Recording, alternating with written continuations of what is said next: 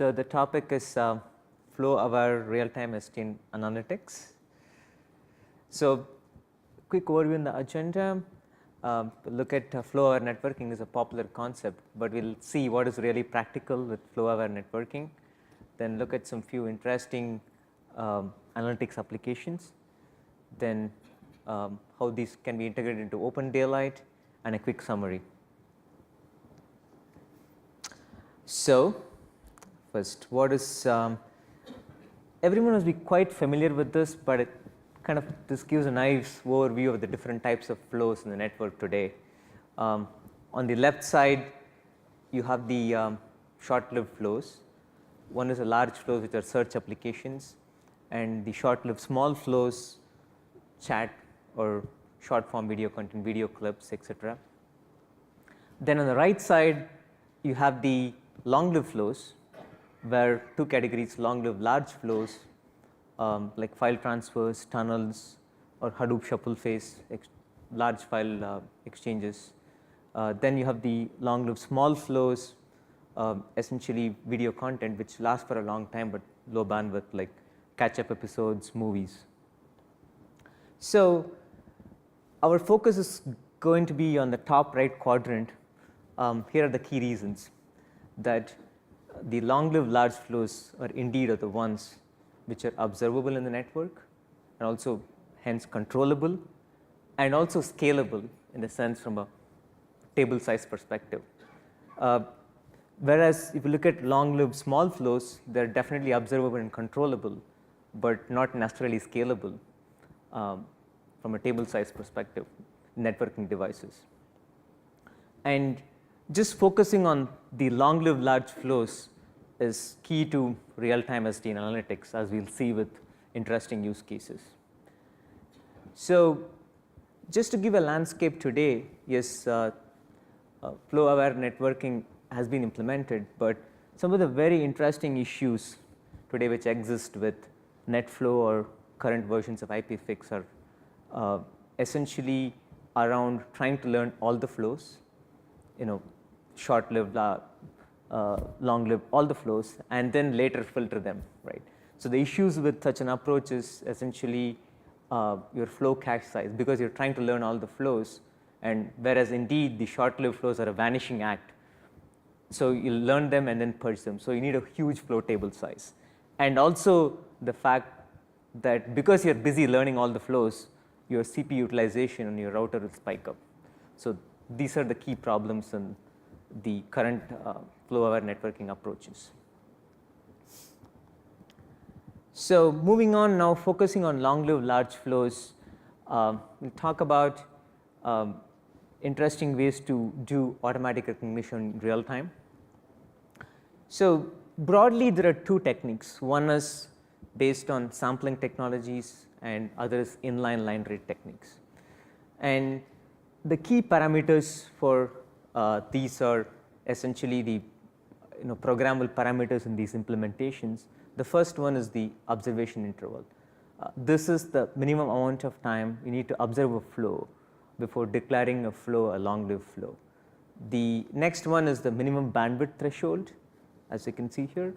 That is the minimum bandwidth of a flow above which you declare the flow a large flow. So these constitute the definition of a long-lived large flow. And now moving on to sampling technologies, what happens is these are really lightweight on the router, because you're just, after all, sampling 1 in 2,000 or 1 in 10,000, right? And indeed the recognition of these long-lived large flows happens in an external device.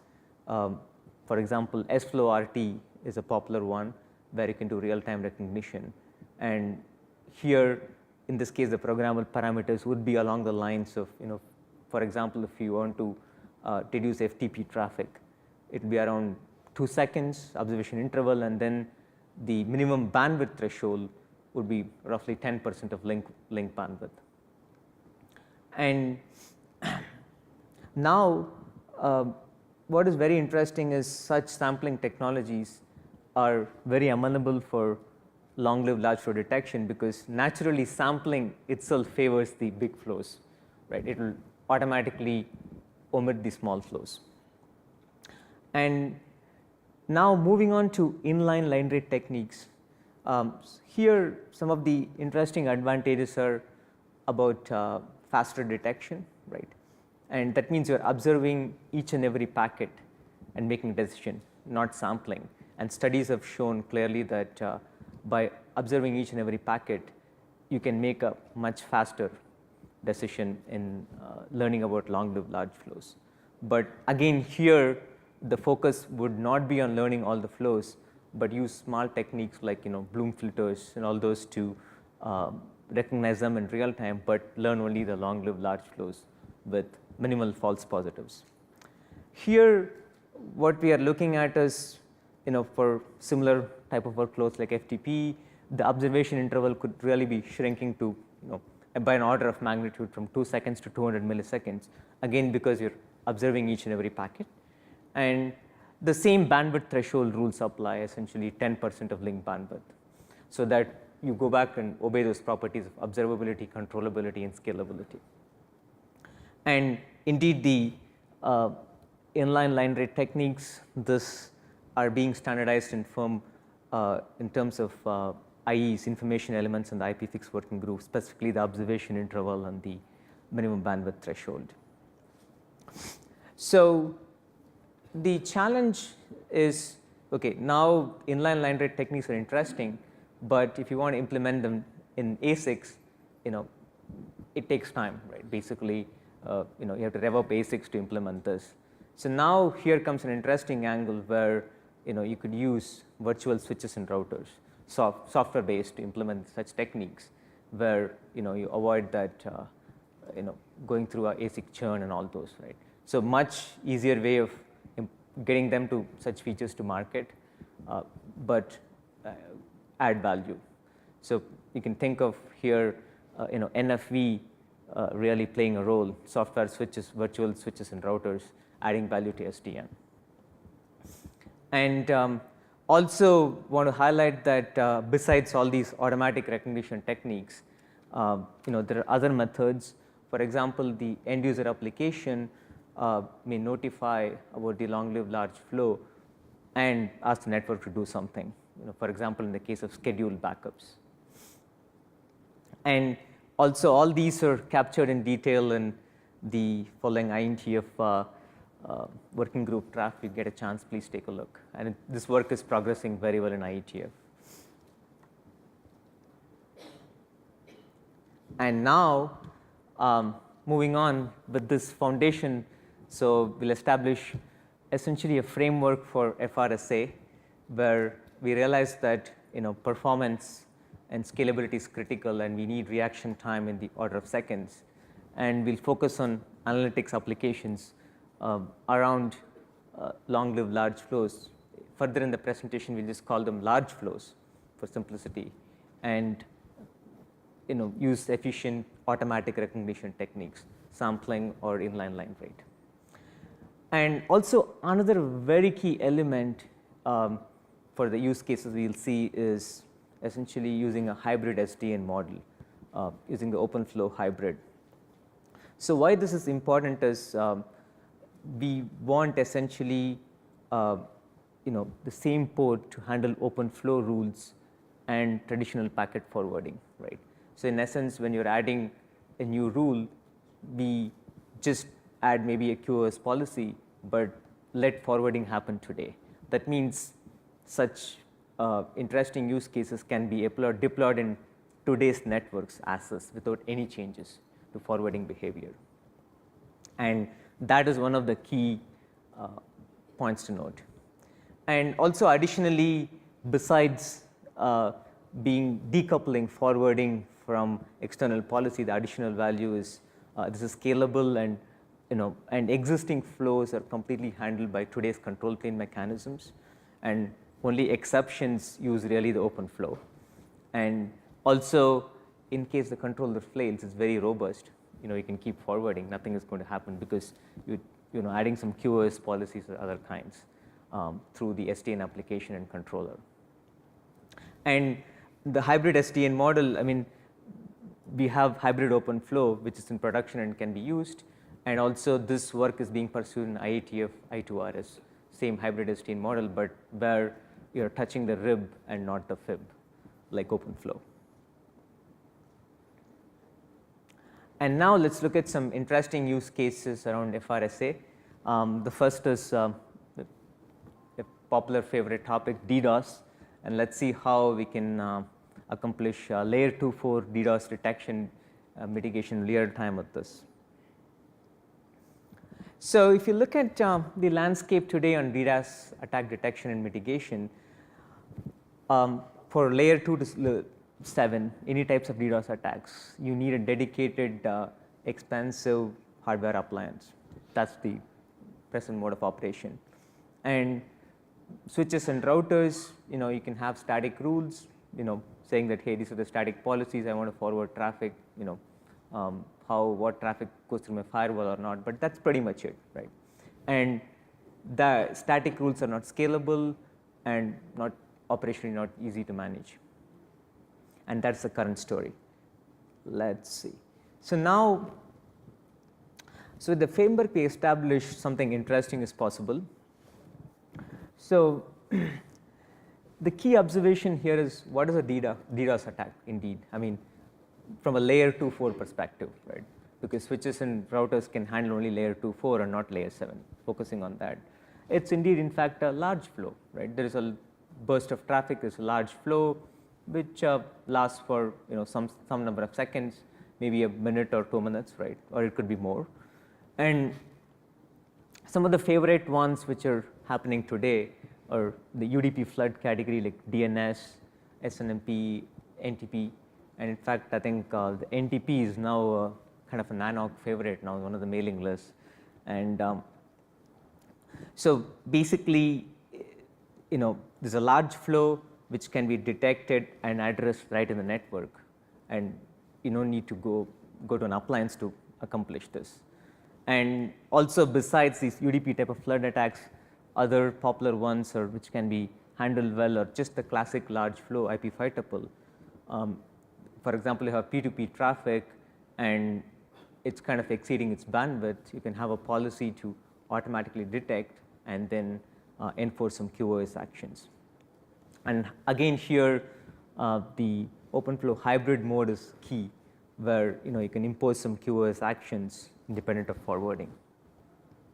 So now, tying all this together, how does it look? The first step is essentially, in switches and routers, you have sampling, S-flow sampling happening, and then the sampled S-flow goes to an external collector running S-flow RT, which performs automatic large flow recognition, which is, indeed UDP flood or something like that, right? And also, another important point to remember is, when you're talking about a flow definition, it's flexible in any field in the packet, just to set the baseline. It's not just about the IP5 tuple. It can be any set of fields which can be observed by a networking device.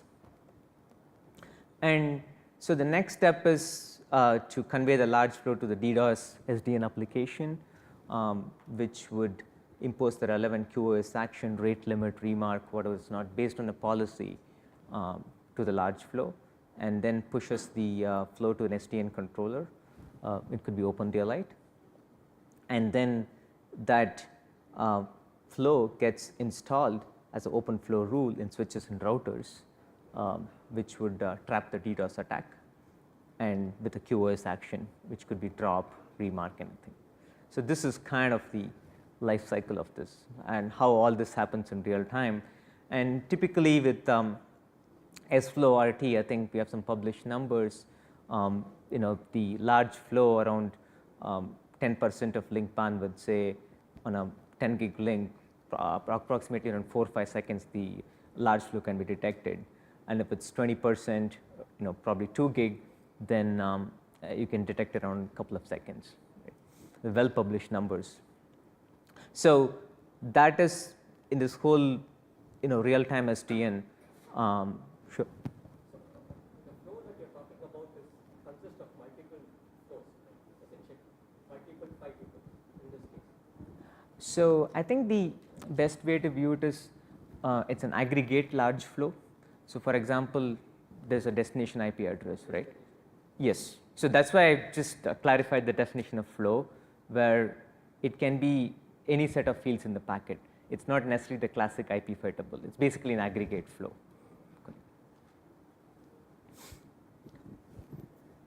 So, so this is kind of the whole framework and happening in real time, where the S-flow RT is playing a critical role in recognizing the large flow in real time. And of course, OpenFlow provides a high performance interface, and hybrid OpenFlow in switches and routers provides the capability to decouple QoS from forwarding. Right? That's the summary here.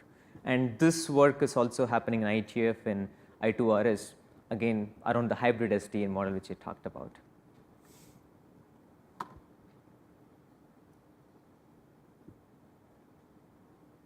So potential deployments where you have seen a lot of interest in this idea is especially if DDoS incidents are really on the increase in the internet, and especially in public cloud data centers.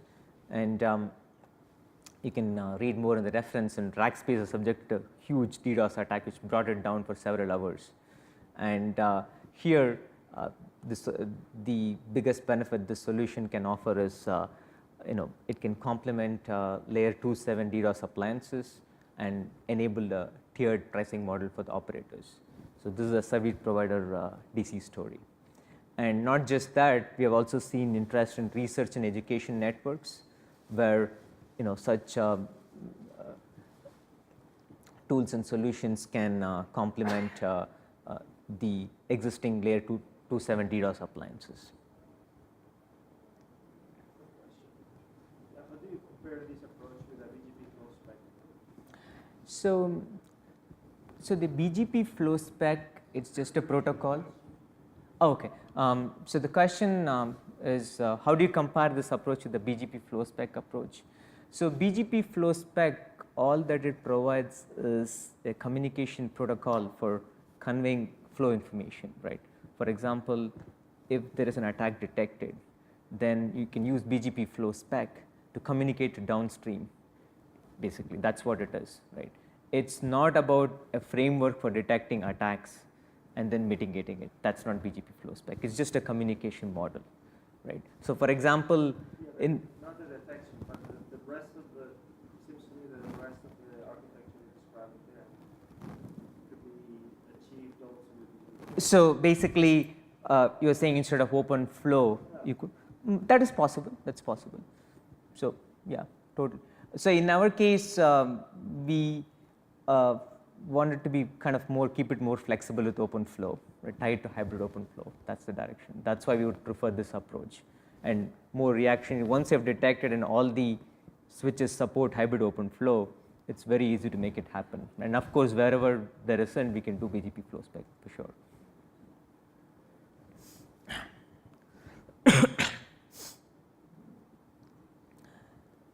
So the next use case, interesting use case is around local load balancing on lag groups. So here, if you look at the present mode of operation, what is happening today is lag hashing in switches and routers is unaware of the flow category. It doesn't know differentiate between the type of flows. It treats all flows as equal. This fundamentally leads to suboptimal lag bandwidth utilization, and where a large flow can penalize other large flows or small flows. This is the current problem today. So now let's see how we can solve this. So essentially here the key area is around how do you optimize in such a situation where bandwidth utilization is poor.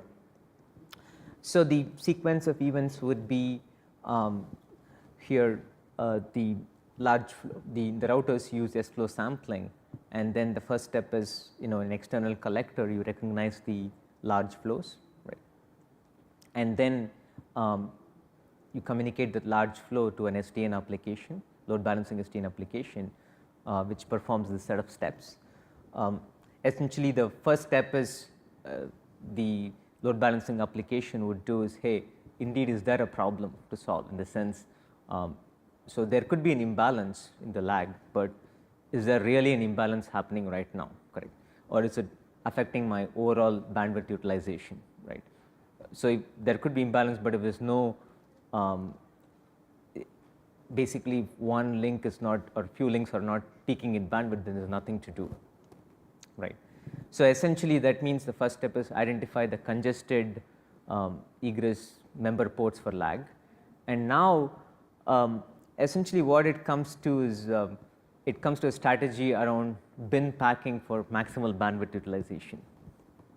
And the various strategies are around, first is alternative placement of large flows, where instead of just letting the large flow go as is, you're moving the large flow to a specific port using ACL PBR rules.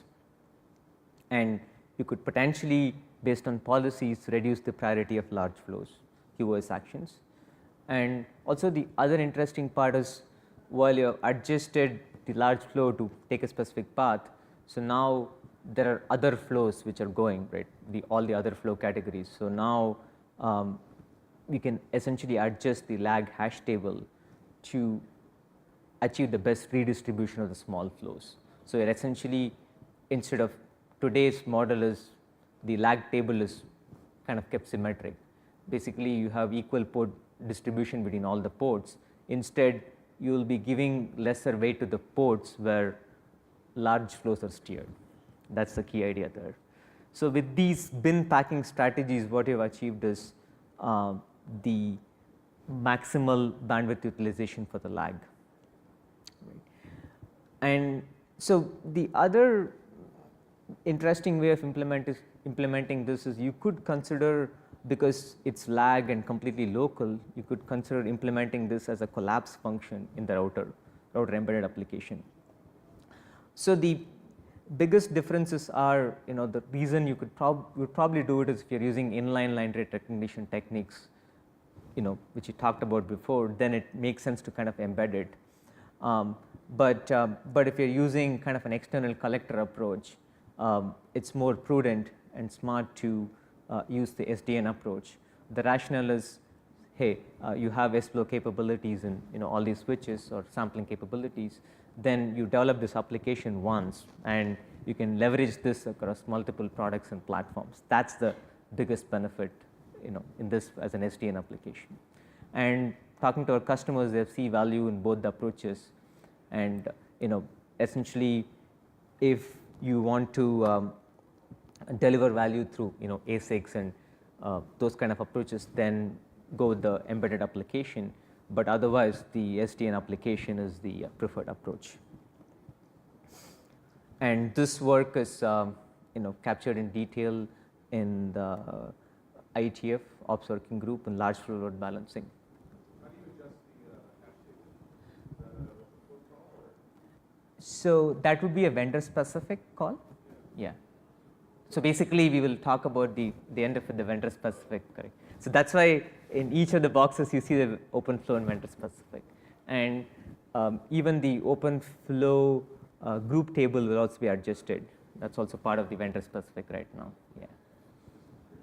Go ahead, please. So in both of your use cases, large flow recognition is the same, right? Both of the use cases show load balancing case. So you have a offline collector that is able to detect large flows.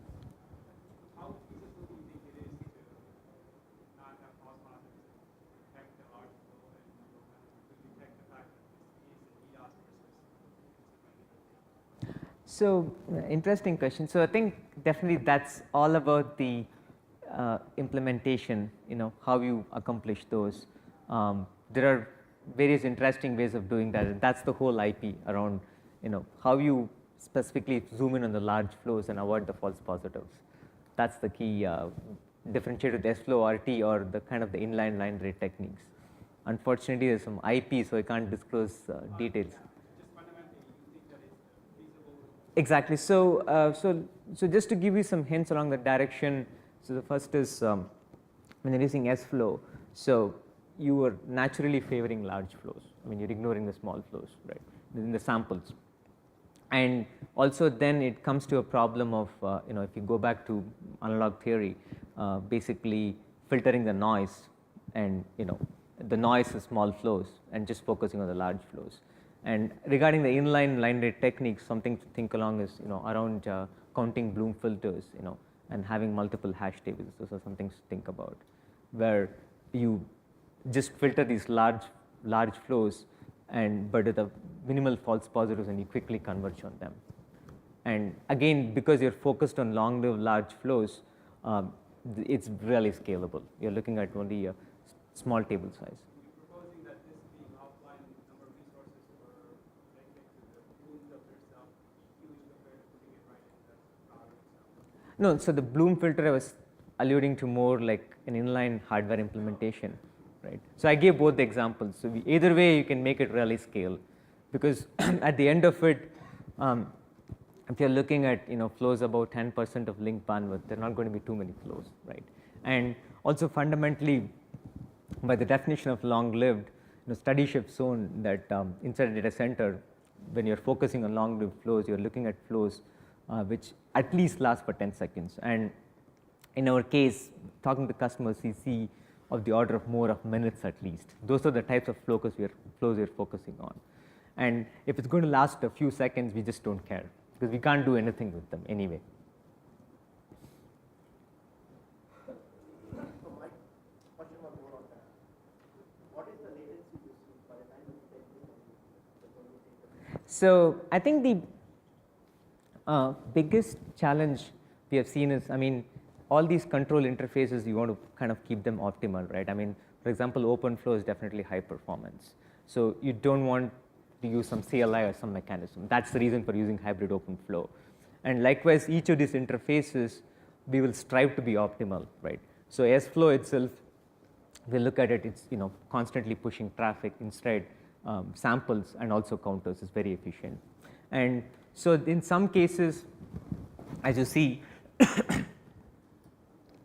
I've depicted this model as kind of a REST call to depict an open model where the application is not necessarily embedded in the controller, but it's totally, absolutely possible, as we talk about OpenDaylight, to embed this to make it more efficient. So the goal is keep all these interfaces high performance and very efficient. And then comes the, okay, how do you recognize the large flows very efficiently? That's where the problem comes. And also here, among the strategies for load balancing, just to give you some idea of what all to think about, when you do this, you have to consider a combination of best fit, first fit, and random fit. The reason I'm saying random fit is often we have seen in many deployments, the lag could be 64 port lag, or even 128 port lag. So in all these cases, just running through for a free slot may not be the optimal approach. Right? Yes, you can achieve the maximum bandwidth utilization, but you want fast algorithm convergence and reaction. So in that case, what you would do is, you'd have a set of bins where you are going through and then pick a random fit within them, various strategies. But yeah, that's a summary of how to handle this whole real-time SDN story.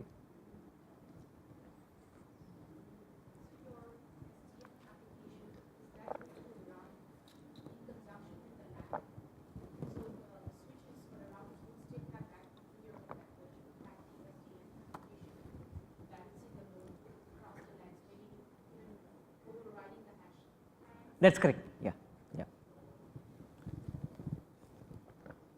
And also, operationally, there are some interesting trade-offs you need to make whenever you're switching a flow, especially a large flow. You may encounter some packet reordering, and especially if it's TCP, then what may happen is if there are 3 back-to-back out-of-order packets, then you could get some duplicate acts.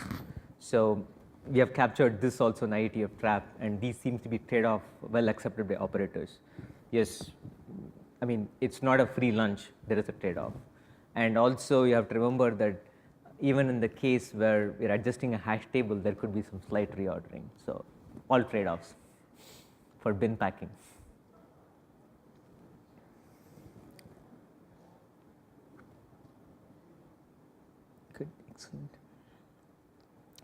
So potential deployments, we have seen a lot of interest.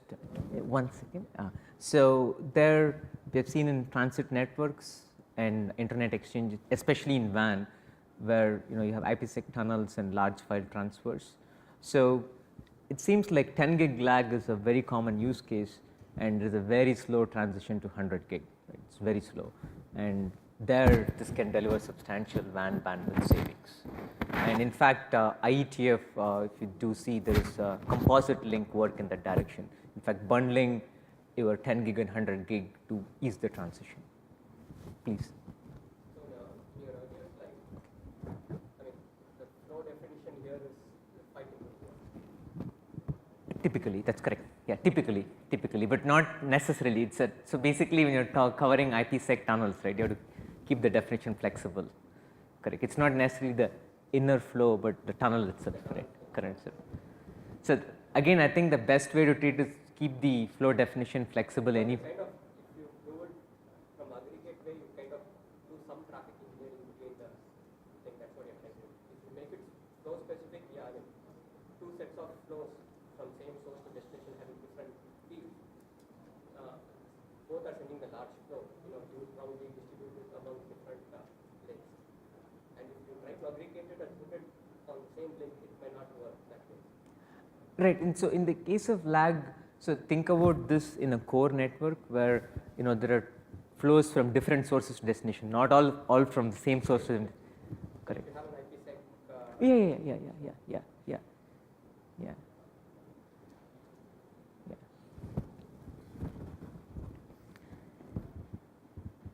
So next one, global load balancing. Interesting.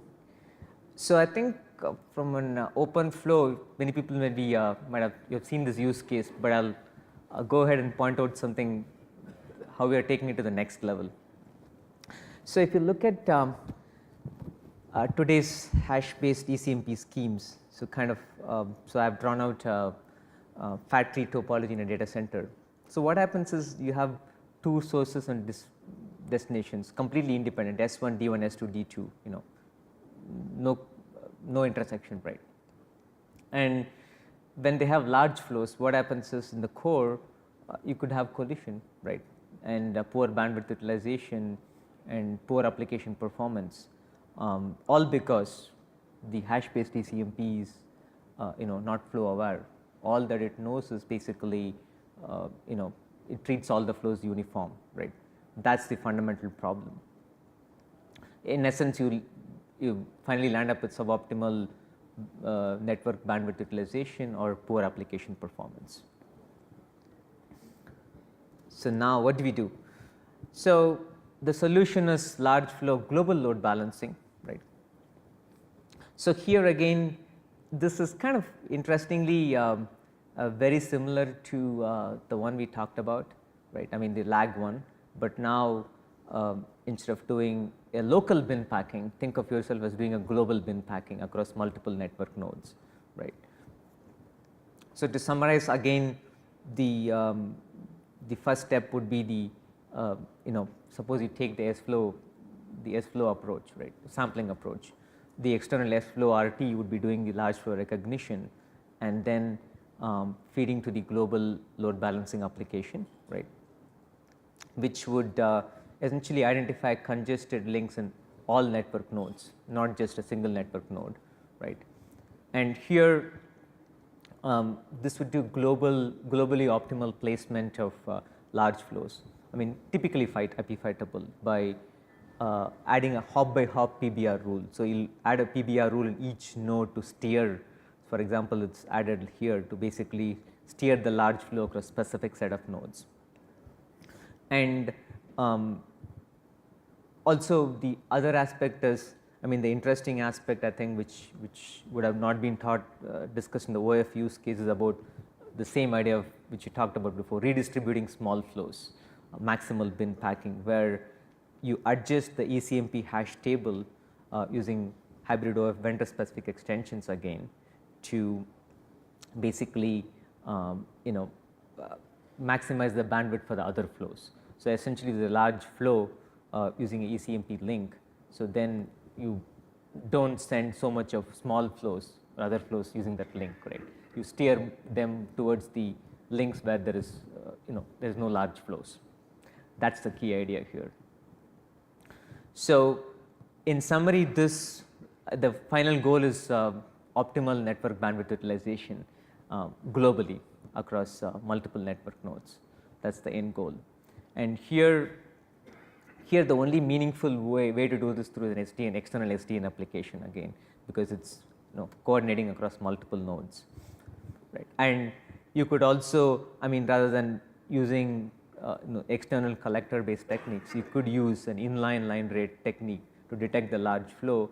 But then what you would do is you would use IPFix or some technique to kind of communicate the large flow to the global load balancing application. That's another possible strategy. So this work is also going very well in 2 working groups in IETF Ops and IETF I2RS.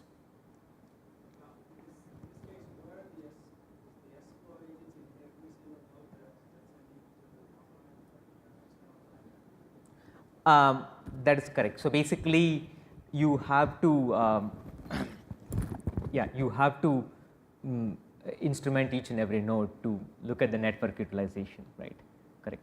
So basically, one way is here you are running, looking at some statistics, correct, continuously to look at what is happening, correct, and then also where the flows are going to learn the flows, correct. So both are happening, and this could potentially be combined with lag also, which are not indicated.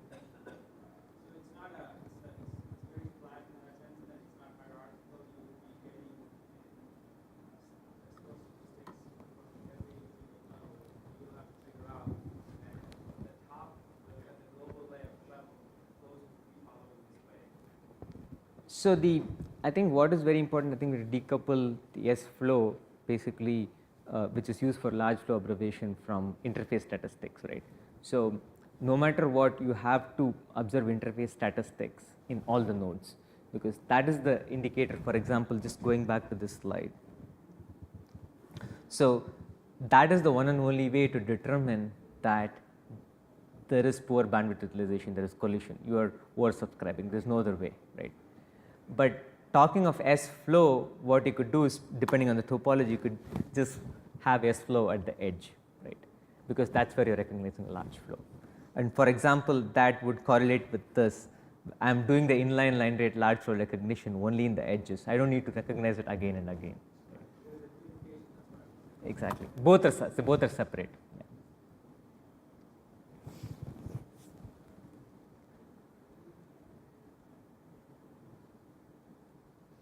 So now deployments where we've seen a lot of interest is interesting use case from MPLS SDN 2013. So this is on-demand global data backup between data centers. So the use cases around globally backing up enterprise data and low-cost data centers, and especially power, cooling, various aspects, where it's much cheaper to maintain OpEx. So there, the idea is to leverage a virtual network and back up the traffic, and this can happen any time of the day. And what we see here is, I mean, essentially, lot of large flows, which is essentially backup, right, happening all throughout the day, where such optimizations, especially the global load balancing, comes handy. And it's kind of really a controlled domain by the operator. So it's a single domain, so it's very easily manageable. So it's not unbounded, right?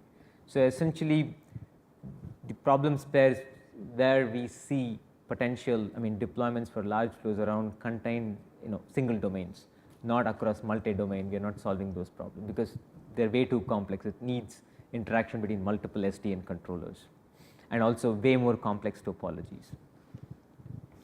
So yeah, what this leads to is, hey, you have a nice contained, single domain, and contained topology where you can add value by doing WAN bandwidth optimization. That's what it comes to. So the next one is also very interesting. You may have heard of Hadoop and large flows, and there, the interesting case pitched by Rackspace and now adopted many operators is the virtualized Hadoop. So where this is very effective and valuable is in multi-tenant public clouds, right? So where each tenant needs to run Hadoop only for certain hours of the day. I mean, you don't need to run it all the time because you have a website and then post a website and hey, I want to run some analytics on it. How long do I need, right? Probably a few hours a week. So now my data is there in the cloud and I want to just run Hadoop there. And hey, do I need a physical server for such a thing? Then that's where the virtualized Hadoop helps basically. It's all in the form of VMs and it's a shared infrastructure across multiple tenants. And guess what? Hadoop generates large flows, right? And especially during the Hadoop shuffle phase. So then this idea of global data center load balancing, for virtualized Hadoop within a data center gets very attractive, where essentially you're able to bin pack and maximize the bandwidth utilization. And especially operators like Rackspace are really cost sensitive, right? About how much of infrastructure they want to have. This idea is we feel is really valuable. And other deployments of interest are essentially dynamic data center scheduling across WAN, where operators are looking at dynamic migration of non-performance sensitive VMs. Right? If you have VM where you don't expect premium performance, then move them during certain times of the day to different time zones, across data centers to drive energy efficiency and cost savings. For example, if you look at data centers in West Coast and East Coast and how they charge for electricity is, more like 9 to 5, right? So there is a peak billing rate versus off peak. So now by moving the workload, at a time, around 2 p.m. if you start moving 2 p.m. Pacific, you start moving the workloads, then what happens is you are able to capitalize by running the workload in the East Coast where it's much cheaper. So kind of strategies around that. And here the large flows are indeed created by migrating virtual machines. And the benefit would be substantial WAN bandwidth savings.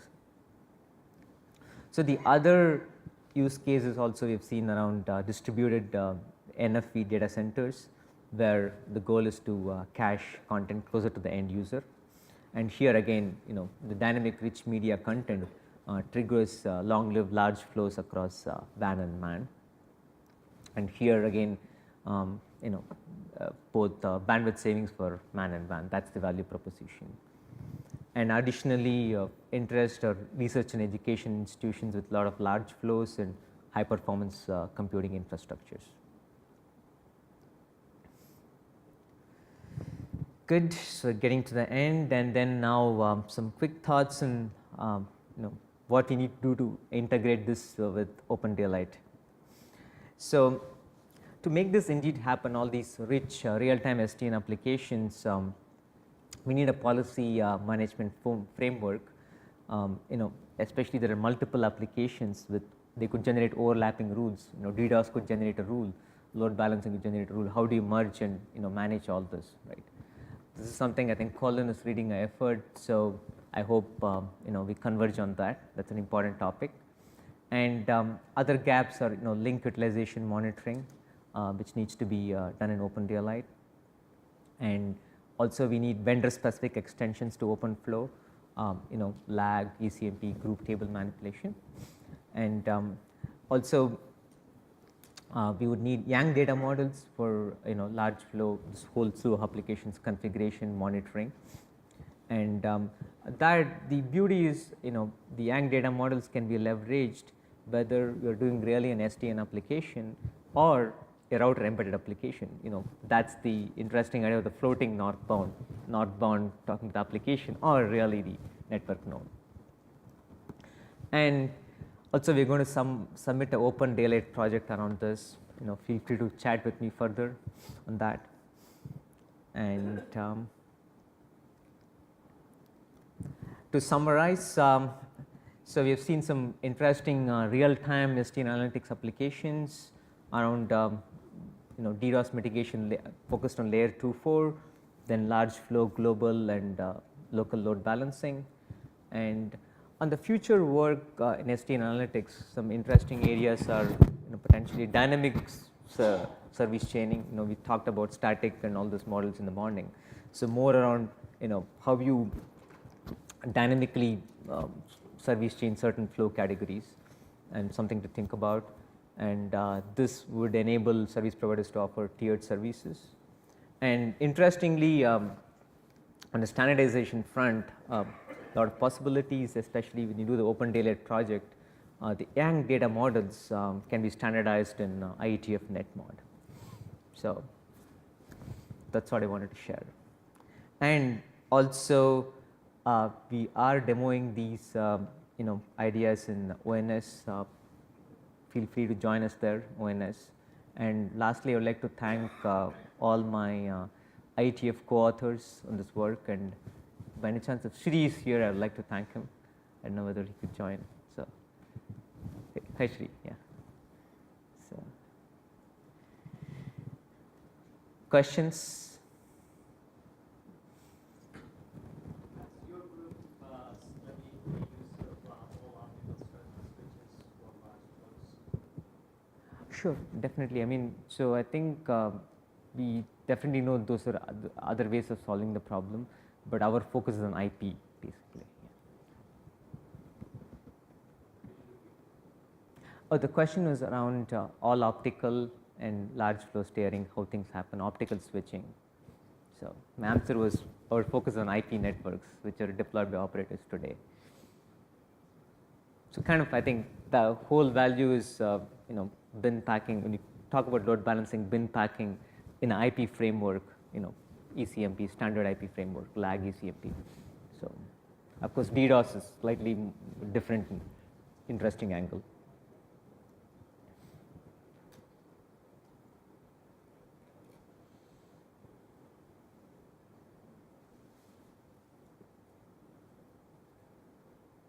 Does hybrid mode need to be standardized, or is it obvious, or? So I think OpenFlow hybrid is kind of, I think, covered in the ONF, right? But there, what happens is it lets the vendor implement it in its own ways. It's not too prescriptive as I look at it. So yeah, but it's definitely covered in ONF.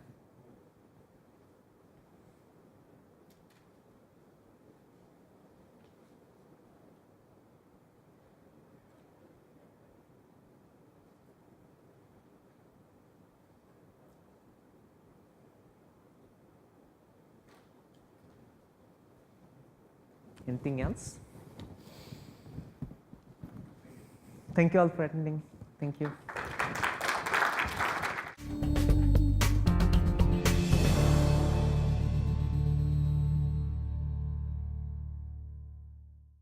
Size perspective. Whereas if you look at long-lived small flows, they're definitely observable and controllable, but not necessarily scalable from a table size perspective, networking devices.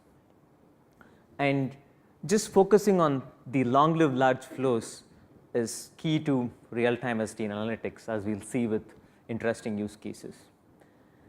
So just to give a landscape today, yes, flow-aware networking has been implemented, but some of the very interesting issues today which exist with NetFlow or current versions of IPFix are essentially around trying to learn all the flows, short-lived, long-lived, all the flows, and then later filter them, right?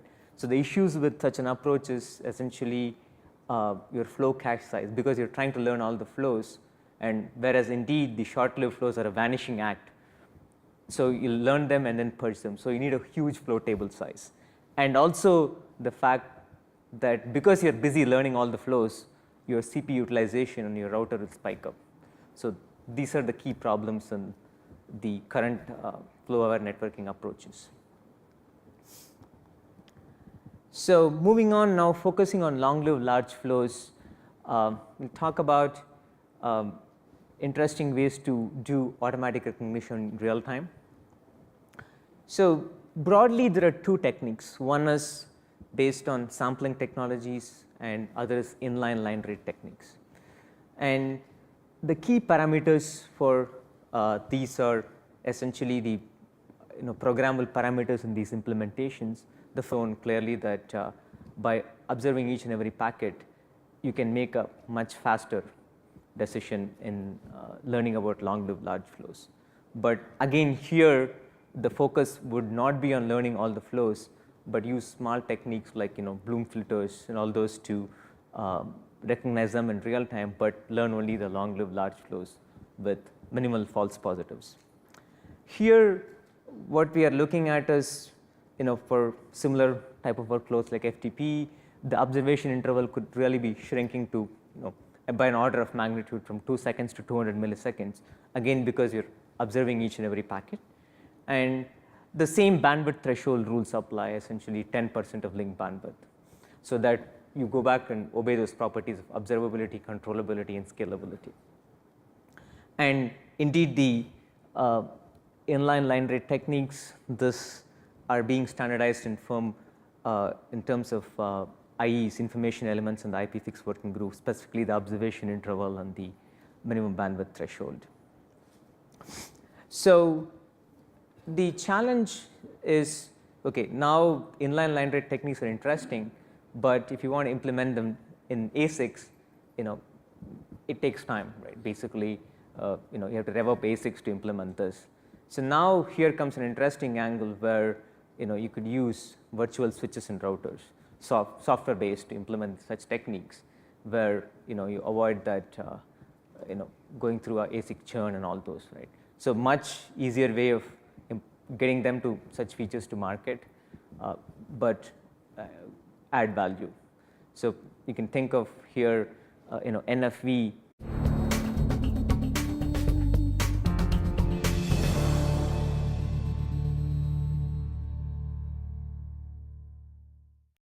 So the topic is flow-aware real-time SDN analytics. So quick overview in the agenda. Look at flow-aware networking is a popular concept, but we'll see what is really practical with flow-aware networking. Then look at some few interesting analytics applications. Then how these can be integrated into OpenDaylight, and a quick summary. So first, what is everyone must be quite familiar with this, but this gives a nice overview of the different types of flows in the network today. On the left side, you have the short-lived flows. One is a large flows, which are search applications, and the short-lived small flows, chat or short-form video content, video clips, etc. Then on the right side, you have the long-lived flows, where two categories: long-lived large flows, like file transfers, tunnels, or Hadoop shuffle phase, large file exchanges. Then you have the long-lived small flows, essentially video content which lasts for a long time but low bandwidth, like catch-up episodes, movies. So our focus is going to be on the top right quadrant. Here are the key reasons that the long-lived large flows are indeed the ones which are observable in the network, and also hence controllable, and also scalable in the sense from a table. First one is the observation interval. This is the minimum amount of time you need to observe a flow before declaring a flow a long-lived flow. The next one is the minimum bandwidth threshold, as you can see here. That is the minimum bandwidth of a flow above which you declare the flow a large flow. So these constitute the definition of a long-lived large flow. And now moving on to sampling technologies, what happens is these are really lightweight on the router, because you're just, after all, sampling 1 in 2,000 or 1 in 10,000, right? And indeed, the recognition of these long-lived large flows happens in an external device. For For example, SFlow RT is a popular one where you can do real-time recognition. And here, in this case, the programmable parameters would be along the lines of, for example, if you want to reduce FTP traffic, it would be around 2 seconds observation interval, and then the minimum bandwidth threshold would be roughly 10% of link bandwidth. And now, what is very interesting is such sampling technologies are very amenable for long-lived large flow detection, because naturally sampling itself favors the big flows, right? It will automatically omit the small flows. And now moving on to inline line rate techniques.